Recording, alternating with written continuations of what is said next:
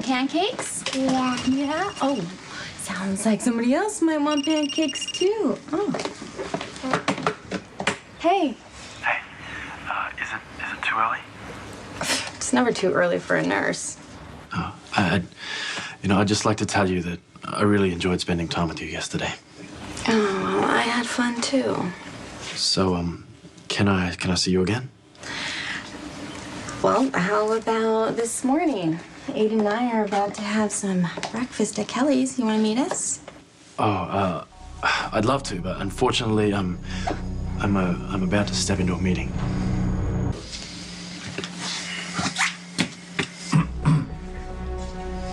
Well, it's about time, Mr. Jacks. Oh, please. After everything we've been through together. Call me Jerry. Okay, Robin Scorpio Drake was transferred to the facility in Switzerland. And her mental state? She's semi-lucid and has no idea of her surroundings or anything else for that matter. Yes. Ignorance can really be utter bliss, don't you think? What about the mother? Anna Devane, no, she left Ferncliff convinced that her daughter had never set foot in the place. Well, Ms. Devane has a formidable reputation, an instinct for lies and cover-ups. Are you sure she discounted Heather Webber's statements? They were no more than the rantings of a lunatic, so yes. Wonderful. Congratulations on the job well done. Well, what's one more, right? Ooh, is someone feeling unappreciated? I mean, I'm so grateful about all your hard work. I am. I really am. I mean, I couldn't have accomplished anything without you. Well, I'm sure you'd have found a way. Nonsense. Nonsense. Your position in the hospital gave us unfettered access to restricted areas, clearance, to make it possible for us to get into the lab undetected and smuggle the good doctor out. Last but not least, I mean, you provided the anonymous corpse that was to be found charred beyond recognition. A little DNA tampering during the autopsy, and voila. Robin Scorpio rests in peace, and her poor little family can heal at last. I mean, no one cares about an anonymous mental patient in a Swiss clinic, do they? And what about the explosion that supposedly killed Robin? Well, it was necessary. Maxie Jones blames herself for that blast. That couldn't be any further from the truth. Could it? So much guilt for an accident that never happened. You see, the lab explosion took very careful planning. Robin's death had to be very convincing. She's still alive. And, does that redeem me? Us? I mean, which is worse? To kill someone outright or to leave them alive while their family grieves for no reason? What do you think? Treating Robin's husband, the bereaved Patrick Drake. Yes, he's having trouble coping. Oh, I'm sure he is. There's a certain symmetry there. You see, in his grief, he turns to one of the few people who knows his wife is still alive.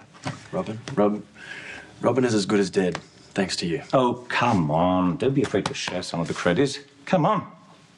Now Patrick has to learn how to live without her. And how fortunate of him to have a man of your particular talent at his disposal.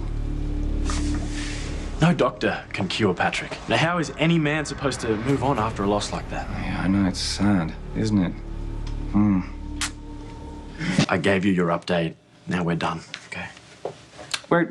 You were a little sketchy on some of the finer points. For example, how many of the staff at Ferncliff ever saw Robin? And is there anything to connect our anonymous patient to the late Dr. Robin Scorpio Drake? Nothing, okay? Why are you so terse? I mean, come on.